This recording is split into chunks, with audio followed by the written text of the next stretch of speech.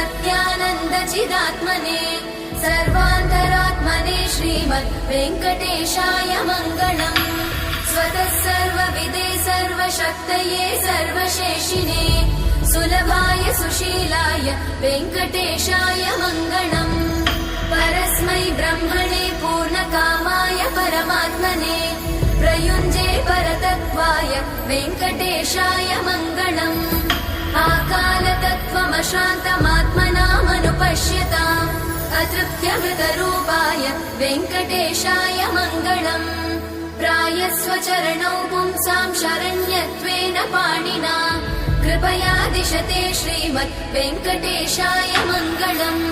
दयामृततरङ्गिण्यास्तरङ्गैरिव शीतलै अपाङ्गैः सिञ्चते विश्वम् वेङ्कटेशाय मङ्गलम्। स्रग्भूषाम्बर